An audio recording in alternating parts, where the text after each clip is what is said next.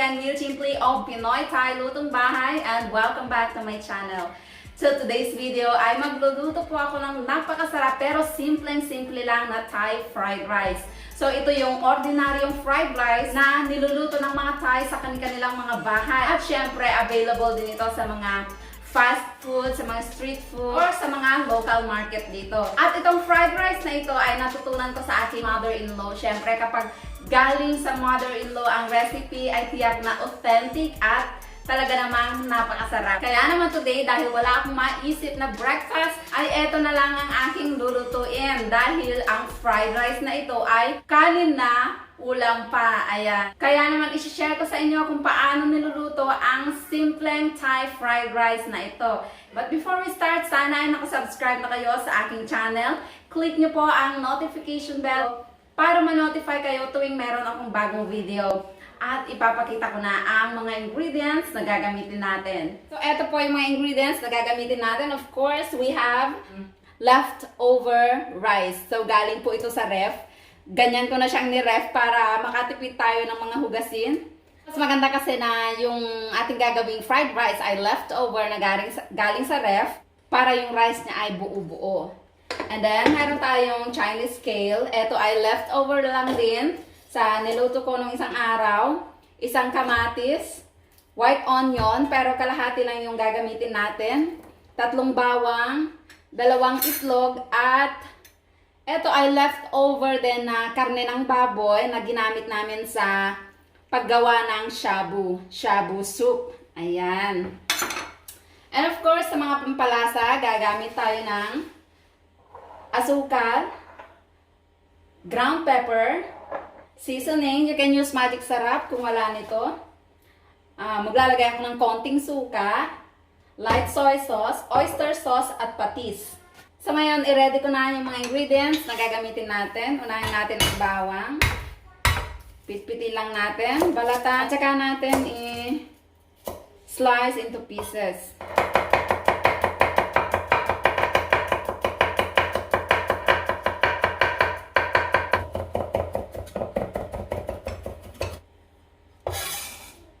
Okay, sunod naman natin ang sibuyas.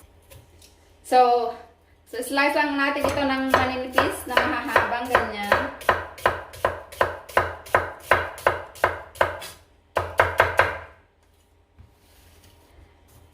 So, ang recipe na ito ay, ito yung laging niluluto sa akin noon ng aking mother-in-law nung bago pa lang ako dito sa Thailand. Kasi lagi ko itong nire-request kasi ang sarap. Ayan, ganyan lang yung hiwa ng ating kamatis. Tanggalin na natin yung matitigas na dahon.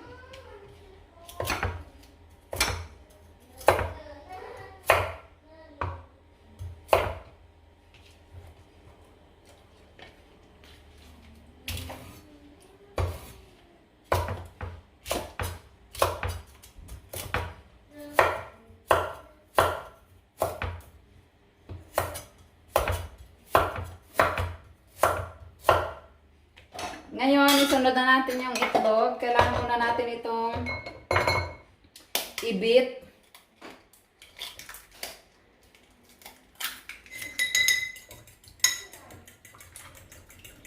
Ngayon naman, kailangan natin paghiwa-hiwalayin yung ating leftover rice na galing sa ref. Ayan.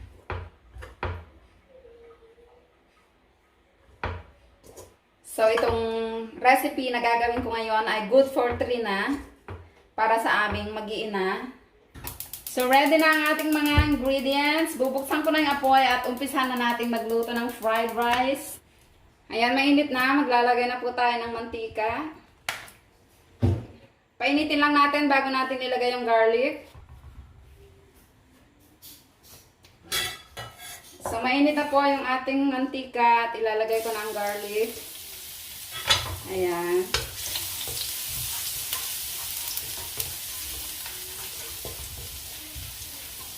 Ayan, mabango na yung garlic. Isusunod ko na yung ating pork.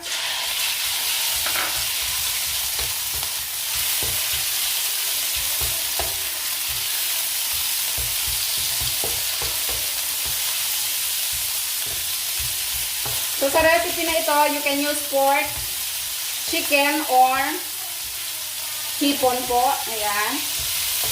Ngayon naman, tabi muna natin ganyan dahil lulutuin natin yung itlog. Okay. Tatabi natin ganyan.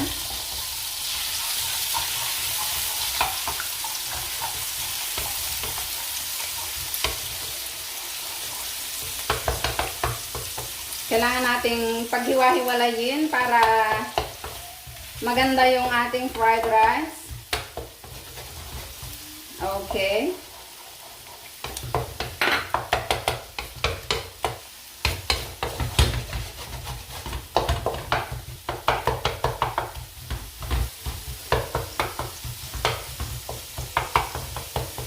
Ayan. Hiwa-hiwalay na yung ating egg. Ngayon naman, lagyan na natin yung ating kanin.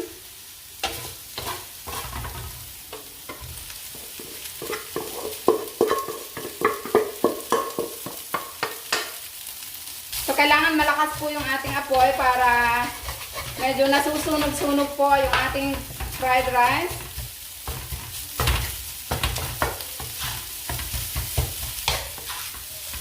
Kasi yun yung magpapasarap sa ating fried rice.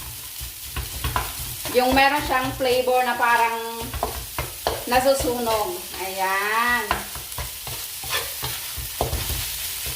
At kailangan mabilisan lang ang paghahalo para hindi dumikit dahil yung aking kawali ay hindi siya non-stick.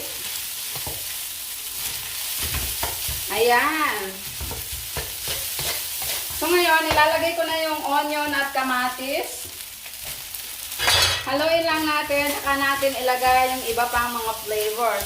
Ayan guys, kailangan malakas talaga yung ating apoy para maluto yung ating kamatis at onion. Okay. Ngayon lalagyan na natin ng seasoning. Ito yung Thai seasoning na lagi kong ginagamit. Na para lang itong magic sarap. Okay. Haluin natin para hindi masunog.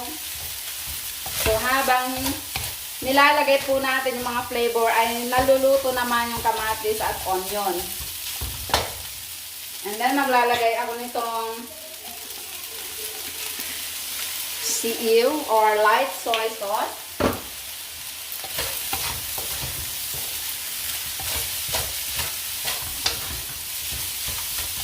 Maglalagay din ako ng oyster sauce. And patis. So, tansya-tansya lang guys. Baka naman sobrang alat ng ating lulutuin. Kailangan tansya-tansya muna. Kasi, kapag isuserve natin ito, kailangan meron itong kapares na sili at patis. Ayan, ang bango-bango na niya. And of course, maglalagay ko ng sugar. Alam niyo sa mga Thai food, lagi silang naglalagay ng sugar sa mga niluluto nila. Dahil nga, mahilig sila sa maanghang. Ayan, para ayan, ang bango-bango na niya guys. At syempre, maglalagay ako ng suka. Ang suka guys, super konti lang. Nanginginig na ako sa gutom. So, yung suka na ilalagay natin ay super konti lang. Ayan.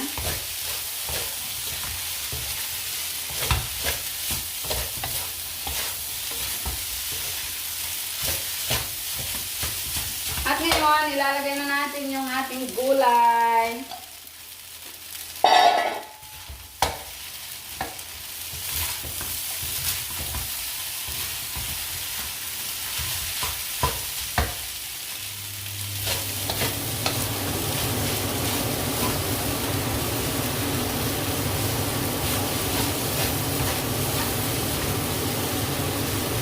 At eto na, syempre titikman natin yung ating fried rice.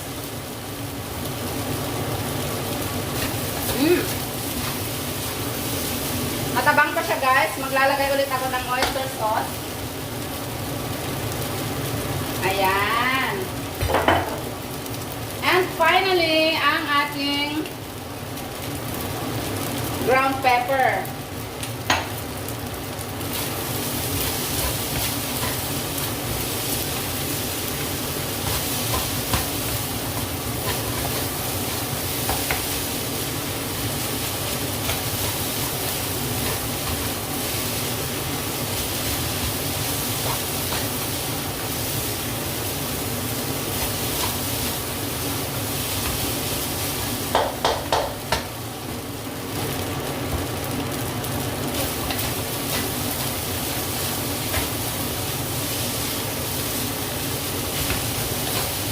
At this point, luto na po yung ating Thai fried rice. Papatayin ko na yung apoy at ilalagay ko na ito sa mga serving plates.